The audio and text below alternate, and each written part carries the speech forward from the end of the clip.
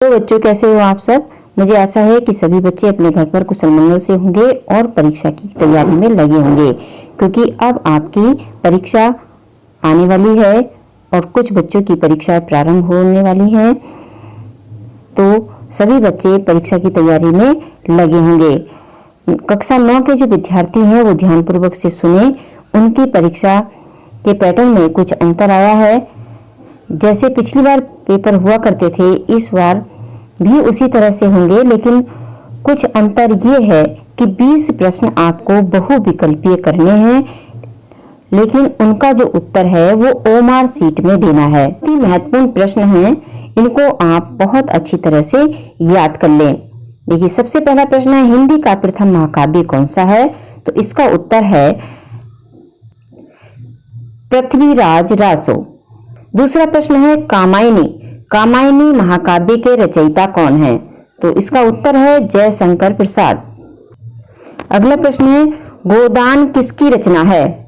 तो गोदान प्रेमचंद जी की रचना है।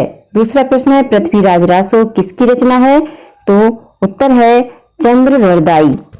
और ये प्रश्न इस तरह से भी आ सकता है कि चंद्रवरदाई की कौन सी रचना है?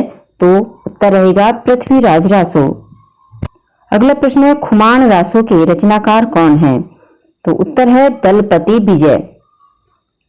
बहुत ही महत्वपूर्ण प्रश्न, ये हमेशा परीक्षा में आता है कि सरस्वती पत्रिका के संपादक कौन हैं? तो उत्तर है महावीर प्रसाद द्विवेदी। सरस्वती पत्रिका के संपादक हैं महावीर प्रसाद द्विवेदी। अगला प्रश्न है, आदिकाल की भाषा का नाम बताइए। तो उत्तर है आदिकाल की जो भाषा है वो है डिंगल। दूसरा प्रश्न है, हिंदी का प्रथम नाटक कौन सा है? तो हिंदी का प्रथम नाटक है नहुस। भक्ति काल की दो शाखाओं के नाम लिखिए। तो भक्ति काल की दो शाखा हैं, पहली है निर्गुण भक्ति शाखा और दूसरी है सगुण भक्ति शाखा। अगला प्रश्न है, सत्यार्थ प्रकाश के किसकी रचना है? तो सत्यार्थ प्रकाश की रचना है या सत्यार्थ प्रकाश किसकी रचना है ये पूछा जाता है, तो इसका उत्तर है दयानंद सरस्वती। अगला प्रश्न है, रामचरितमानस में कुल कांडों की संख्या कितनी है? तो उत्तर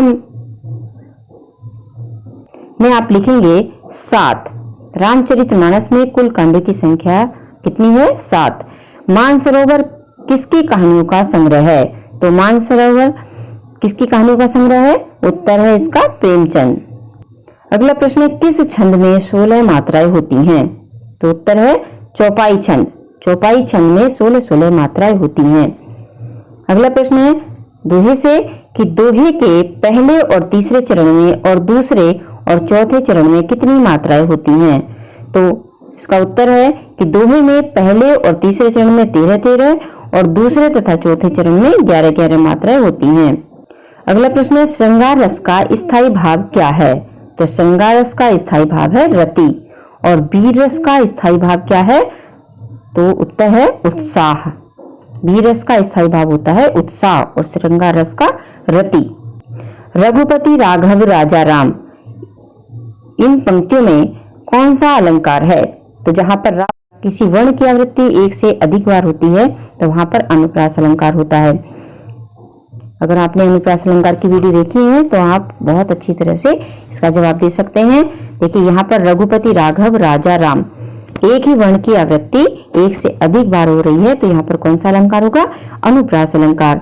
दूसरा, चारों चंद की चंचल किरणें खेल रही हैं जलथल में, यहाँ पर भी चा वर्ण की आवृत्ति एक से अधिक बार हो रही है, तो यहाँ पर कौन सा अलंकार है? अनुप्रास अलंकार। अगला प्रश्न है, कनक कनक के सौगुनी मादकता अधिकाय, बा खाए बोराए जग बा बाय बोराए, इस दोहे में कौन सा अलंकार है? तो इसका उत्तर है यमक अलंकार। यमक अलंकार की अगर आपने वीडियो देखी है तो आप अच्छी तरह से इसका जवाब दे सकते हैं कि जहां पर एक शब्द 2 बार आता है लेकिन दोनों का अर्थ अलग अलग होता है तो वहां पर यमक अलंकार होता है। तो यहाँ पर कनक कनक 2 बार आया है लेकिन दोनों का ही अर्थ अलग अलग है। एक कनक का अर्थ है सोना और दूसरे का है धतूरा। तो यहाँ पर सोने में धतूरे से 100 गुना नशा अधिक होता है, क्योंकि उसे खाके ही पागल होते हैं और उसे पाकर पागल हो जाते हैं। तो इसलिए इसमें कौन सा अलंकार है? यमक अलंकार। रहीमन पानी राखिए बिन पानी सब सून, पानी गए न उबरे मोती मानस चून। इस दोहे में कौन सा अलंकार है? इसमें है श्लेष अलंकार। श्लेष अलंकार में क्या होता है? शब्द एक अर्थ अनेक। जहां पर एक शब्द के एक से अर्थ अनेक होते हैं वहां पर श्लेष अलंकार होता है। इसमें है कनक। कनक शब्द का पर्यायवाची शब्द नहीं है। इस तरह से आपको 4 ऑप्शन मिलेंगे और उसमें से जो एक सही होगा उसको आपको ओमार सीट में भरना होगा। जैसे कि कनक शब्द का पर्यायवाची शब्द नहीं है, तो अभी आपने पढ़ा कनक कनक ते 100 गुने मादकता अधिकाय वाला, तो कनक का अर्थ सोना भी होता है और धतूरा भी होता है।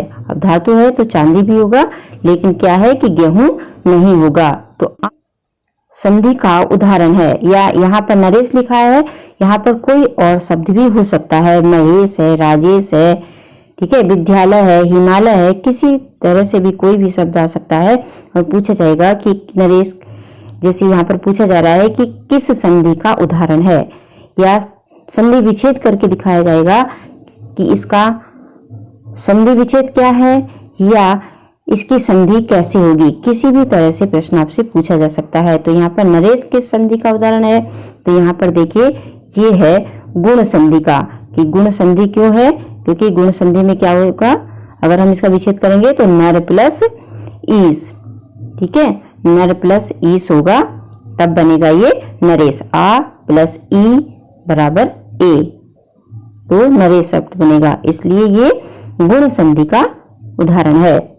अगला प्रश्न है यथाशक्ति समास विग्रह क्या होगा? यथाशक्ति का समास विग्रह क्या होगा? तो उत्तर है शक्ति प्लस अनुसार। अगला प्रश्न है नीलकमल शब्द में कौन सा समास है? तो नीलकमल में समास है कर्मधारय। अगला प्रश्न है विष का विलोम क्या होगा? तो ये आपको पता ही है कि विष का विलोम क्या होता है? अमृत। अगर अमृत का पूछा जाए विलोम शब्द तो विष, और विष किसे कहते हैं? जहर को। अगला प्रश्न किस शब्द की वर्तनी शुद्ध है? कुछ शब्द आपको दिए जाएंगे जो गलत लिखे होंगे, उसमें से एक सही होगा। उस तरह से आपसे पूछा जाएगा कि इसमें से कौन सा शुद्ध है। इस तरह से भी दिया जा सकता है कि तीनों शुद्ध हों और एक गलत हो, और आपसे पूछा जाए कि इसमें से कौन सा शब्द गलत है। तो यहाँ पर पूछा जा रहा है किस शब्द की वर्तनी शुद्ध है, यानी कि केवल एक है जो शुद्ध लिखा है, बाकी सब गलत है। तो ये भी गलत है और ये भी गलत लिखा हुआ है, ये भी गलत लिखा हुआ है। सही कौन सा है? खा, कवित्री। अगला प्रश्न है इनमें कौन सा शब्द शुद्ध है? देखिए उज्जवल है, या ये उज्जवल है, या ये उज्जवल है, या ये उज्जवल। तो सही शब्द है उज्जवल। हमेशा आप उज्जवल को याद रखिए कि उज्जवल में दोनों जा आधे होते हैं। अगला प्रश्न है हरि शब्द का चतुर्थी विभक्ति एक वचन में रूप क्या होगा? तो हरि शब्द का चतुर्थी विभक्ति एक वचन में रूप होगा हरे। धातु रूप से भी प्रश्न पूछे जाएंगे आपसे कि इस तरह से गम धातु लट लकार मध्यम पुरुष एक वचन का रूप क्या होगा? तो आप जाने, इस तरह से समझे कि गम धातु है, लट लकार है, मध्यम पुरुष यानी कि बीच की लाइन में जो एक वचन है, तो उसका रूप क्या बनेगा? गच्छसि को धातु रूप समझना है तो आप प्लेलिस्ट को जरूर देखें धातु रूप की, और धातु रूप अच्छी तरह से समझ लें। बहुत आसानी से आपको समझाया गया है, धातु रूप भी और शब्द रूप भी। अगला प्रश्न है धर्मवीर भारती की रचना है, कौन सी है इसमें से? हिमालय प्रवास, सर्वोदय, ठेले पर हिमालय, या सरस्वती। तो इसमें सही उत्तर है ठेले पर हिमालय। अगला प्रश्न निम्न में राम भक्ति शाखा के कवि कौन हैं? तुलसीदास कृष्ण भक्ति शाखा के कवि नहीं बल्कि राम भक्ति शाखा के कवि हैं, और जो सूरदास हैं वो कृष्ण भक्ति शाखा के हैं, मीराबाई भी कृष्ण भक्ति शाखा की हैं और रहीम भी, ठीक है। तो राम भक्ति शाखा के कौन है? वो है तुलसीदास। तो इसका सही उत्तर क्या होगा? तुलसीदास। को पता है ना तुलसीदास जी ने क्या लिखा है? रामचरितमानस, और वो राम को स्वामी मानते थे। तो राम भक्ति शाखा के कवि कौन है? तुलसीदास। इस तरह से भी प्रश्न पूछे जा सकते हैं कि भारतेंदु युग के लेखक नहीं हैं, वही कौन नहीं है इसमें? श्रीनिवास दास, प्रताप नारायण मिश्र और राधाचरण गोस्वामी। तो इसमें सही उत्तर है गुलाब राय। निम्न में से छायावाद के कवि नहीं हैं। तो निम्न में से छायावाद के कवि नहीं हैं, इसका मतलब कि जो है तीनों हैं और एक नहीं है। तो आपको पता है ना कि छायावाद में 4 कवि हैं, 4 स्तंभ हैं छायावाद के, जयशंकर प्रसाद, महादेवी वर्मा, सुमित्रा नंदन पंत और हैं निराला जी। तो इसमें निराला जी का नाम तो है नहीं, मैथिली शरण गुप्त है। तो इसका सही उत्तर होगा मैथिली शरण गुप्त नहीं है। छायावाद के कवि कौन नहीं है? मैथिली शरण गुप्त। इस तरह से बच्चों आपको मिलेगी ओमार शीट 20 प्रश्नों के उत्तर देने के लिए। तो आप इसको बहुत ही ध्यानपूर्वक से समझ लें। यहाँ पर आप अपना नाम लिखेंगे और यहाँ पर आपको ये जो नंबर मिला है, जो भी आपको मिलेगा नंबर, वो नंबर आप को लिखना है। यहाँ पर हाफ ईयरली परीक्षा है, तो यहाँ पर देखिए हाफ ईयरली के गोला करना है। आपकी 9th की परीक्षा है, तो यहाँ पर 9th को गोला कर देना है। और यहाँ पर जो भी आपका अनुक्रमांक है, जो रोल नंबर है, वो आपको यहाँ पर भर देना है। ठीक है। ओमार शीट को भरने का बहुत ही सरल तरीका ये होता है कि जो नंबर भी आपको इस तरह से देखिए समझ में, कोई भी नंबर, ये नंबर नहीं, ये तो एक उदाहरण के लिए नंबर है। आपको जो नंबर आपसे आपके कॉलेज से मिलेगा, जो आपका रोल नंबर होगा, वो आप इस तरह से भर देंगे। ठीक है। आप यहाँ पर भरेंगे, यानी एक खाने में एक नंबर लिखना है। अब जैसे पहला ये है, 1 लिखा है यहाँ पर, तो आप सबसे वाली जो लाइन होगी, ये देखिए यहाँ पर पहले गोले को बिल्कुल गोला कर देंगे इसी तरह से जैसे यहाँ पर किया गया है। अगर आपका दूसरा नंबर दूसरा है, तो आप दूसरे में गोला करेंगे। देखिए यहाँ पर दूसरे नंबर को कलर किया गया है। अगर तीसरा है तो तीसरी लाइन में, कहने का अर्थ है कि जो भी आपका नंबर होगा उसी लाइन में जा करके उसी अंक को आप गोला करेंगे। अब यहाँ पर देखिए तीसरा है, तो आप तीसरी लाइन में जाएंगे और तीसरे अंक को गोला करेंगे। चौथा है कोई अंक, तो चौथी लाइन में आएंगे और चौथे अंक को कलर कर देंगे पेन से। और अगर 5वां है या छठा है, जैसे यहाँ पर अगर 9 नंबर लास्ट में देखिए, तो यहाँ पर नीचे जा करके 9 नंबर को कलर कर दिया। कि 20 प्रश्न आपको जो ओमार शीट में भरने हैं वो किस तरह से आएंगे। तो ये बहुत ही महत्वपूर्ण प्रश्न है, इन प्रश्नों को अच्छी तरह से याद कर लीजिए। तो मिलते हैं फिर किसी दूसरी वीडियो में। इस वीडियो को देखने के बाद अपने मित्रों के साथ ज़रूर शेयर करें और जो चैनल पर नए हैं वो चैनल को सब्सक्राइब करें, साथ में जो घंटी है उसको भी प्रेस करें।